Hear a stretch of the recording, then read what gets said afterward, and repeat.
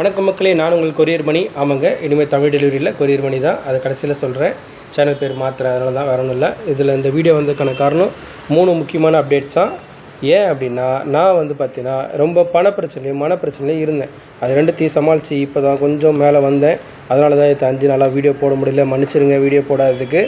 சரிங்க மக்களே, இன்றைக்கி ஆஃபீஸ் போயாச்சு. ஆஃபீஸ் போய் லோடு எடுக்க போகிறோம். இன்றைக்கி லோடு அதிகம் தான்.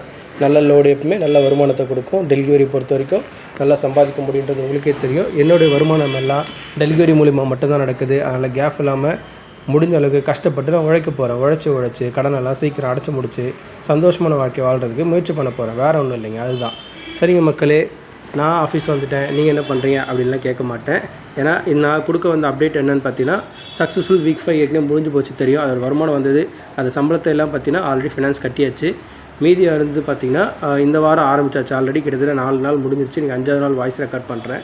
வீடியோ போடாததுக்கு பல பிரச்சனைகள் இருக்கும். வேலும் மயிலும் துணையாக இருக்கிறதால தான் என்னால் இப்போயும் இதிலேருந்து மீண்டு வர முடிஞ்சுது. வேலும் மயில் துணையாக தான் மீண்டு வர முடிஞ்சுது. மறுபடியும் சொல்கிறேன்.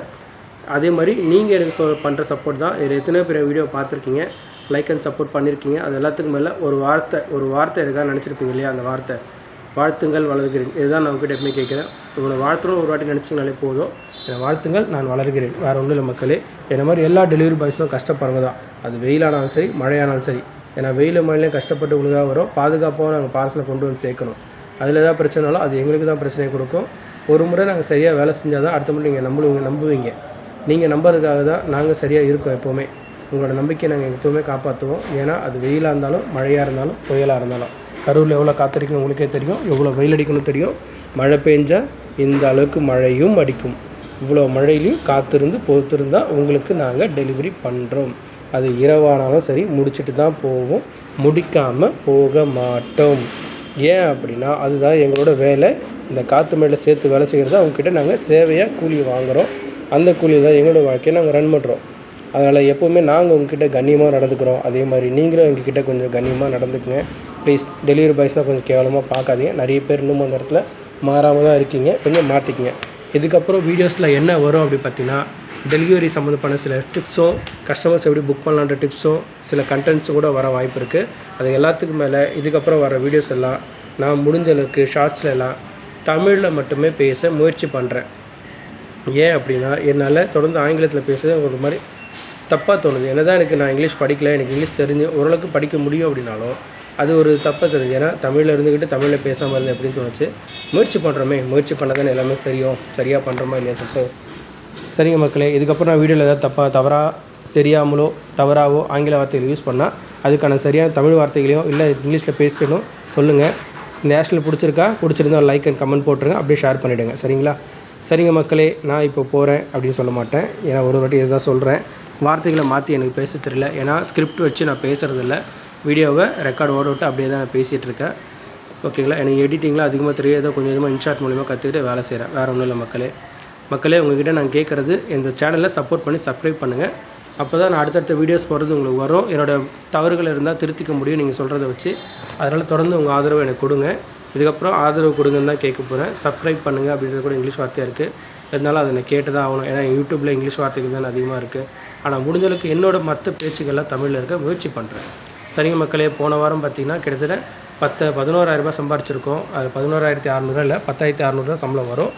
மீதி 850 ரூபா 900 என்னோட டிடக்ஷனில் போயிருக்கும். ஏன்னா ஒரு ஆப் லோன், அதாவது கம்பெனியோட சைட்லேயே ஒரு 5,000 லோன் கிடைக்கும். அது எடுத்துருந்தனால வாரம் 850 ரூபா பிடிச்சிருவாங்க. அப்படி இருந்து 10,600 சம்பாரிச்சிருக்கோம். இது உங்களுக்கு வித்தியாசம் தெரியும். ஃபுட் டெலிவரியோ மற்ற இதுலேயோ ஒர்க் பண்ணுறது நமக்கு கிட்டத்தட்ட 14 மணி நேரம் 15 மணி நேரம் வெயிட் பண்ணோம். கொரியரை பொறுத்த வரைக்கும் 7 மணி நேரம் 8 மணி நேரத்துலேயே முடிச்சுட்டு போயிடலாம். அதே மாதிரி ஒரே ரூட்டுன்றதுனால லிமிட்டடான பெட்ரோலில் யூஸ் பண்ணிட்டு போயிடலாம்.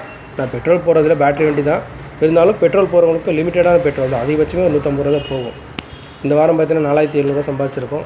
சரிங்க மக்களே, நான் இப்போ கிளம்புறேன். இதுக்கப்புறம் என் வீடியோவில் வரப்போகிறதுலாம் என்னோடய புதிய முயற்சி, புதிய வாழ்க்கை, புதிய பாதை தொடர்ந்து வரும்.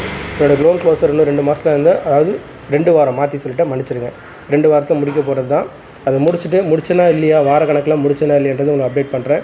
ஆரம்பிச்ச இதுவோ அது சரியாக பண்ணணும் இல்லையா. ஒரே நாள் 2,400 சம்பாதிச்சிருக்கோம். 160 ஷிப்மெண்ட்டு.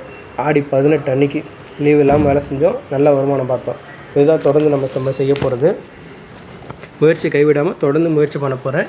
இந்த முயற்சி தான் என்னோடய புதிய வாழ்க்கைக்கும் புதிய முயற்சிக்கும் ரொம்ப சப்போர்ட்டாக இருக்க போகுது. புதிய பாதைக்கும் சரிங்க மக்களே, எனக்கு எப்பவும் போல் தொடர்ந்து ஆதரவு கொடுங்க. நான் இப்போ கிளம்புறேன், ஏன்னா நேரம் ஆகிடுச்சு, வேலைக்கு போகணும். இன்றைக்கும் அதிகமாக லோட் போட்டிருக்கேன்.